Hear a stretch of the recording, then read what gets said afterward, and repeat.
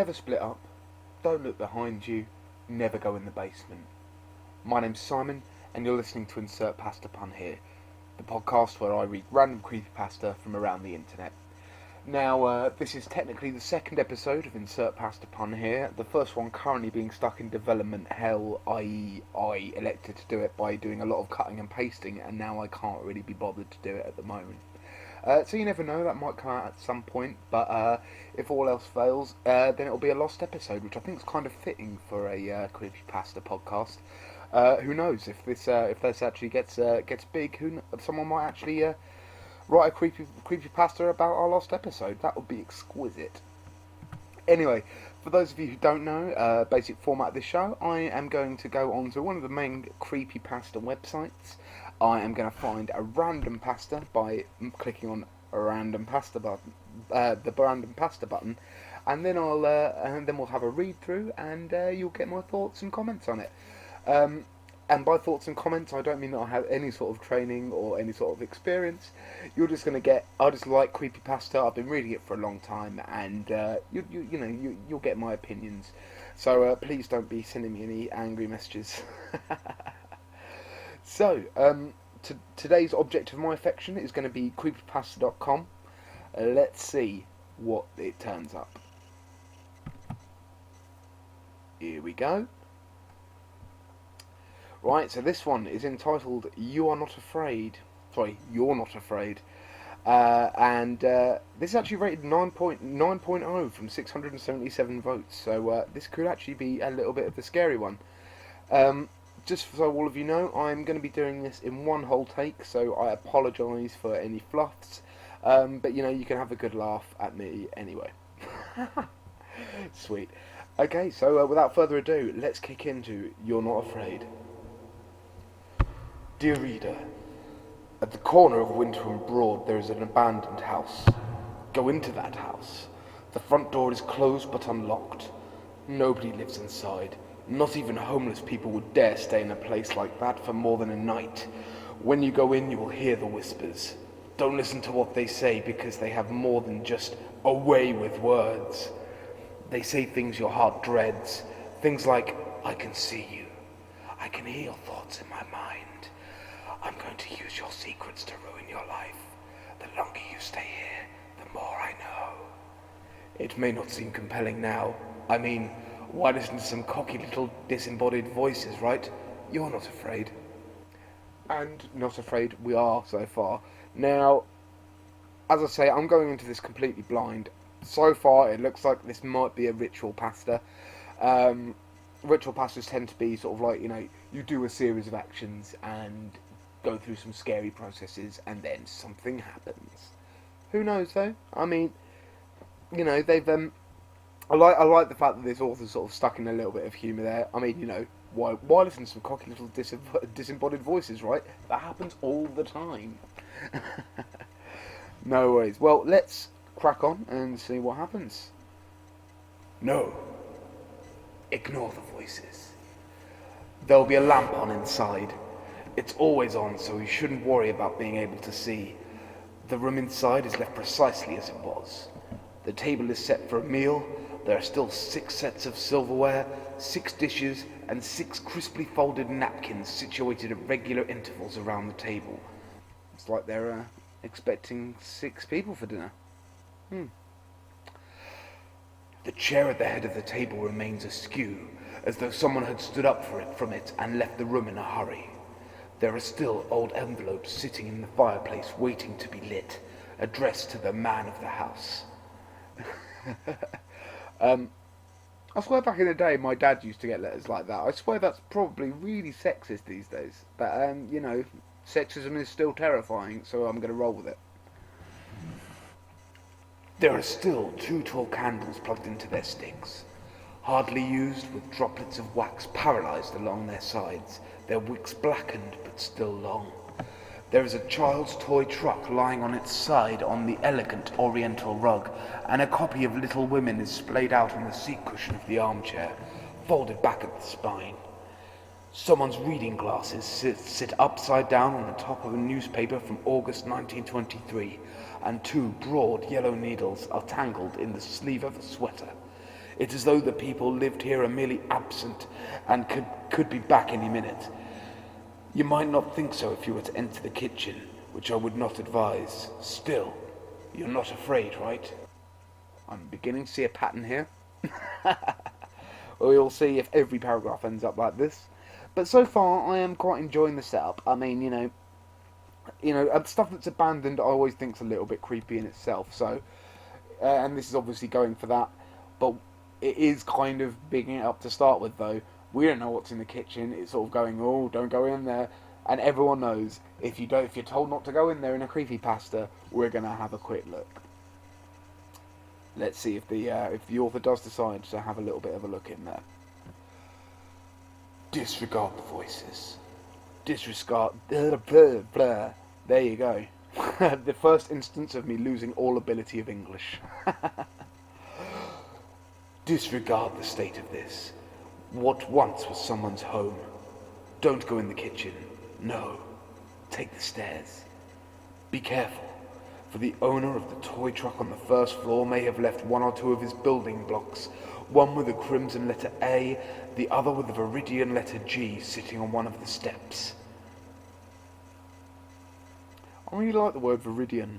I think that's a sort of green, which would make sense if it's the letter G. But yeah, I like that. That's pretty cool. Nice little detail there. Ascend to the top of the stairs, where you'll pass the window as you round the banister and face the hallway. Do not open the burgundy velvet curtain, even if you notice the tips of shoes sticking out at the bottom. No, you ought to completely disregard them. Not that you're scared. There's not much of a view anyway. The voices will continue to whisper to you with their outlandish threats, but you ought to simply proceed down the hallway. Oh, we're talking kind of ritual. I mean, I like the twist they've put on it in that, your basic ritual pasta is going to be like, oh, do this, and then do this, and then do this. This is, this is, while still being in that vein, is at least sort of like putting a nice twist on it. I quite enjoy it. You might look through the first door on your right if you so desired. It will be ajar. The room is just a small one with an unmade twin bed, a couple of bookcases, and a small desk with a typewriter on it. The beginning of a thesis on the Great War may still be sitting in the shaft. Shaft. A small alarm clock that, if twisted twice, will be set to 7:30 sits on the bedside table, and all of the clothes in the closet are meticulously hung. And I will tell you what else is meticulously hung. Oh no.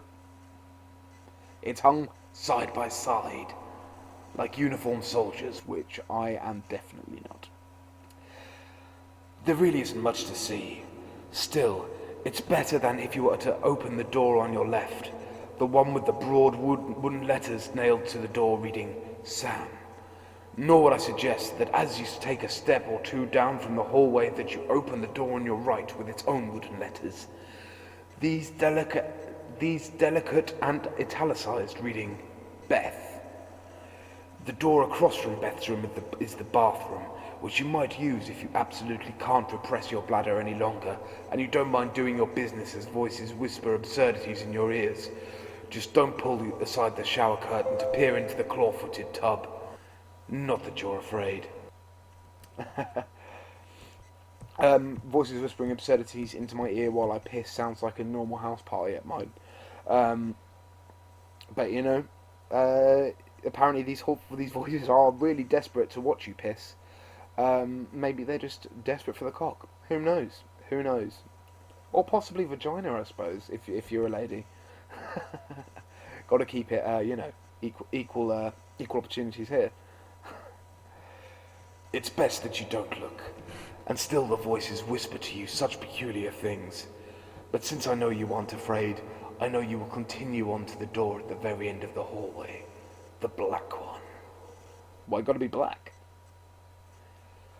Open this door and the whispering voices will be hushed. Through the door you shall be greeted by a wall of shadow. The voices have been silenced to make way for the deep chuckling you will hear from within the room. However, I promise you, That is just to deter you. But I know you will not be disheartened, because you are not afraid. Dramatic sip of the lager from me there. A dramatic pause is never too far away. Although now I just managed to lose my place. Oh, no, here we go, I've got it, don't you worry, I've got this. You will courageously step forth into the darkness without hesitation. The shaft of light from the hallway will offer you very little breadth of vision, but still you will step onto the first stair, then the second, and the third, as is often the way with stairs. With each progressive step, the chuckle will become more and more audible. Wait, did a chuckle even start? Let me have a look. No, there's just the chuckle that suddenly appears. That probably should be a chuckle, but to be honest, I don't mind it. I can live with a bit of grammatical errors here and there, but that's not the best. At first it will seem to be coming from the top of the stairs, but once you reach it, it will sound as if it's before you. Still, I know you are without fear. You will disregard this voice as you did all of the voices before. The owner of this chuckling voice will always sound as if he's just before you, but truthfully he is just as ethereal as the other voices in the house. At times the voice will be distant, as if he is pacing about the room. At times he'll be so close that if it weren't for the fact that you know your own voice, you might think that you were the chuckler yourself. But still, you're not afraid. Okay, I'd say it's just still kind of plodding along. I mean, we've established there are weird voices. I mean, laughing's always creepy. But it's not grabbing me so far, but we'll see. I'm still giving options for there to be a nice payoff from this, so let's go with it. Simply ignore the voice. Even as your hands grope through the darkness against the bureaus and boxes, old furniture and toys, you will diligently proceed. At some point your hands may find the waist of a dress form once owned by the lady of the house. If you follow its delicate shape to the left shoulder, you may find a small chain hanging just above it, but it will also look kind of creepy. Do not pull this chain. It turns on the light. If you do so, the chuckling voice will not be remained disembodied, and you don't want to meet the owner. Not that you're afraid. You must carry on through the darkness as you search for the leaden box. Were we actually looking for a leaden box? Apparently we were. Alright, that seems legit. Okay, let's go for it. You will know it by its earthly metal chill on your skin. When you do, you may notice that the chuckler seems to have regressed to the far side of the room. You must open this box, for inside you shall find the key. As soon as you have it, you may leave the attic. The chuckler will rush up behind you, laughing hysterically, and you must escape the attic before you feel his hands upon you. Do not hesitate to slam the door behind you and use the latch below the doorknob to lock the chuckler inside. When you turn around, you will see that all the doors that were closed are now open, and the shoes below the curtain have disappeared. Ooh. Stuff disappearing is like, creepypasta classic. That's great. Also, I swear to God, I mean, it keeps mentioning the chuckler, and I swear, isn't, the chuckle, some bit of a pig, offal of a pig? In which case, I'm really enjoying the idea that there's some guy who is a really big fan of those bits of the pig. I might even have to look that up now. Let's have a look. Thanks, Google, you're the best. Chuckle. Offal. Right, that'll work.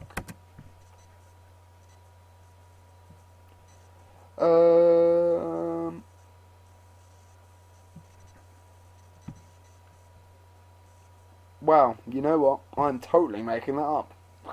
Shut my mouth. Although, this has now taught me that there is a doctor called Dr. Paul Offal who settles the vaccine debate. Thanks, Google. You're always a pleasure. Now, where were we before I got distracted by whether there's bits of animals called chuckle? Cool, got ya. So you have awoken the family, and they are rousing from their beds in each of the 6 rooms that you passed. You must be swift. Close each of the doors as fast as you can, including the first one you saw, locking them as you did the attic.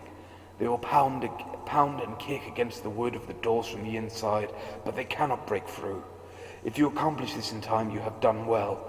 I know you can do it, because you are not afraid. And apparently he might also be a burglar. This does seem to like incite burglary. I know it's not mentioned so far. There are people in the house and these are supposed to be ghosts, but the way it's written kind of suggests that, maybe you've just broken in here and you're nicking something off someone. Not the best, not the best morally to do, I think, for a protagonist, in my opinion.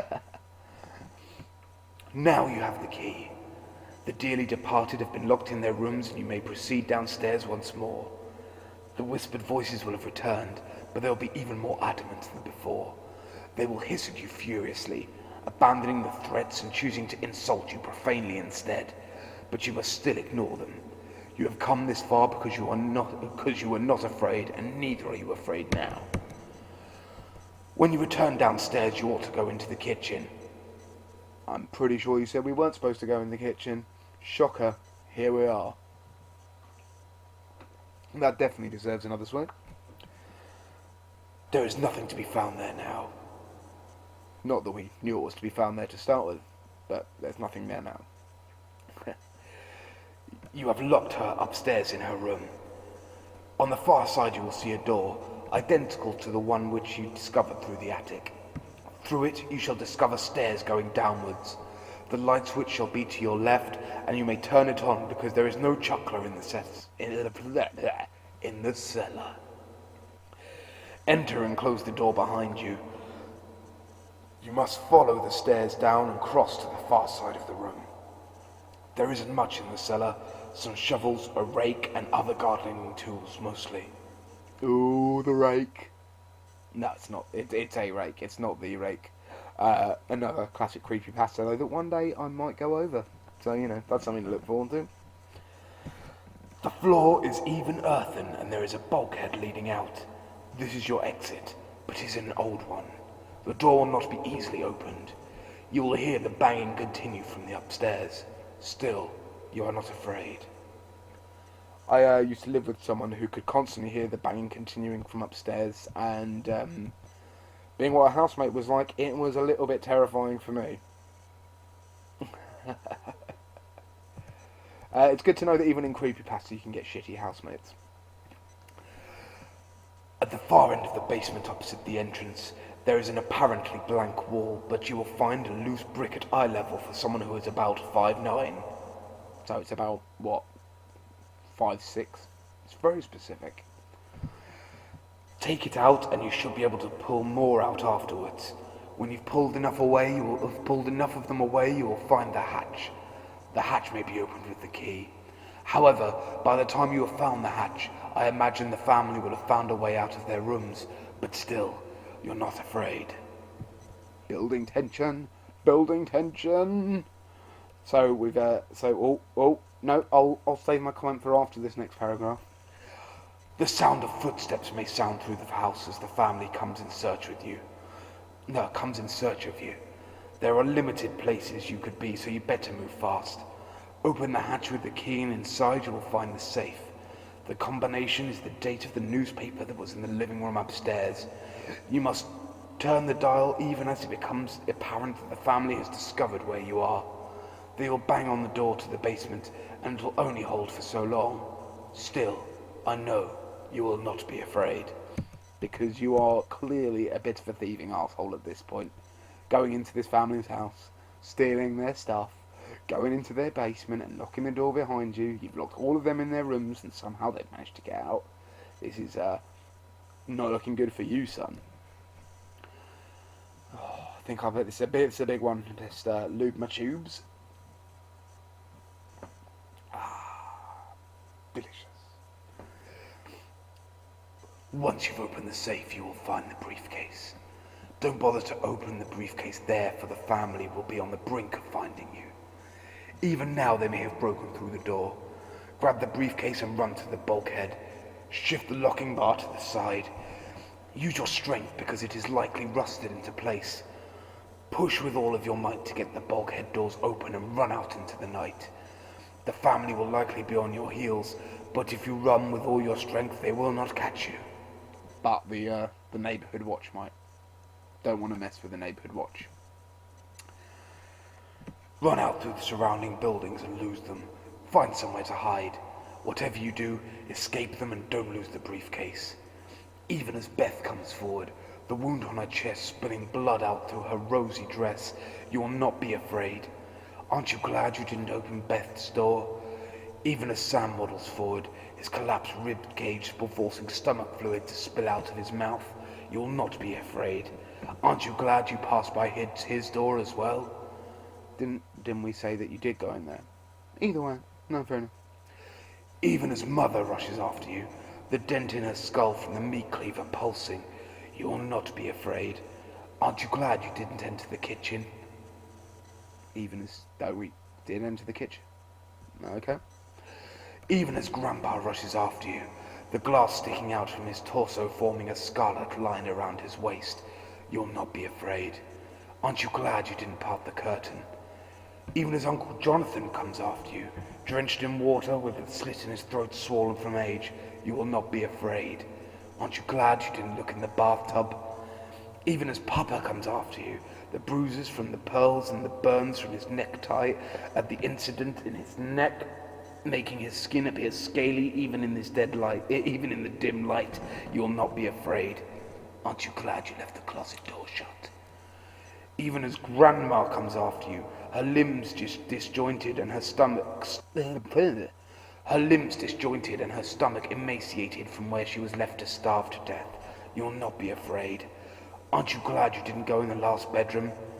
And even as the last man who tried to attempt what you will surely succeed in accomplishing rushes after you, his eyes sunken and his hair white, his ribs visible even through his tattered rags, still laughing as if he has heard the best joke in the world.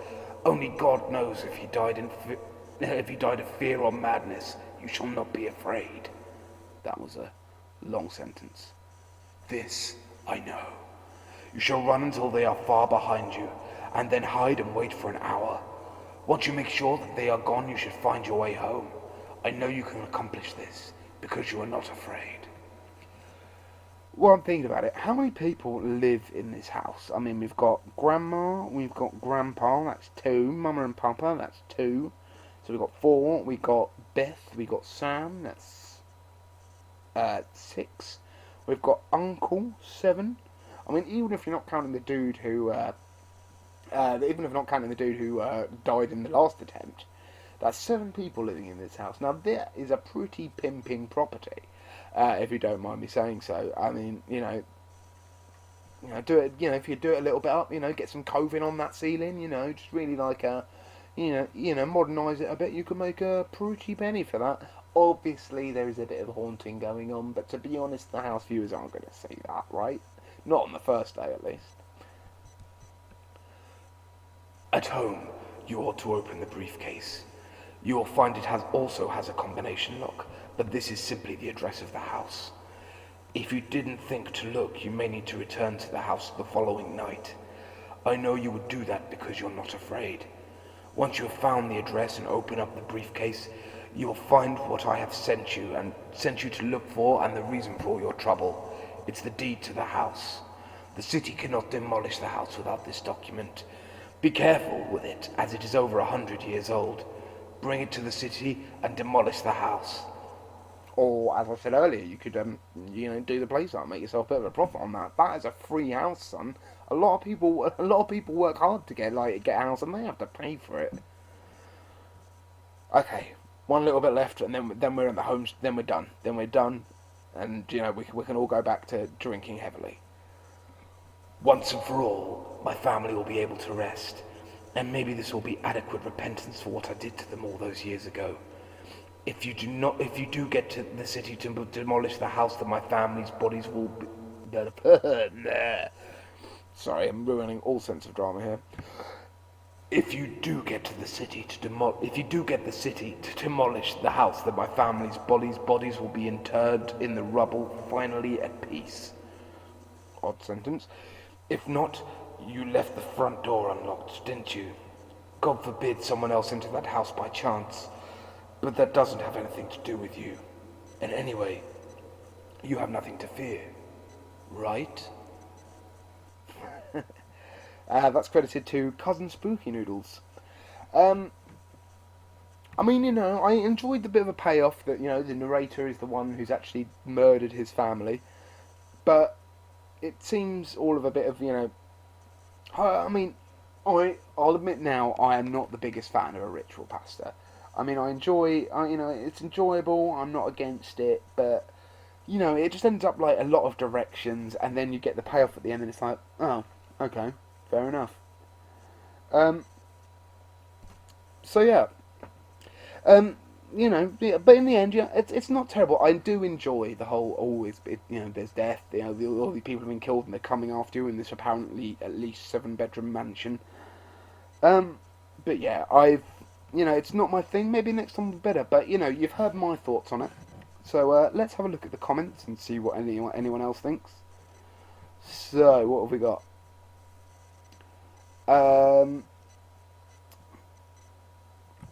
Right, J-Rog had a bit of a nightmare with this one.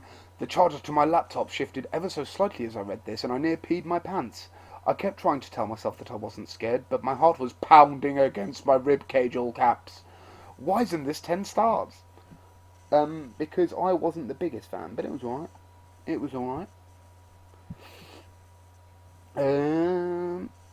What else have we got? There's a lot of people liked him. I'd say, it did get 9 out of 10, so that's fair. That's fair enough. I mean, apparently a lot of these people are quite easily scared, but this isn't really. But game on to them.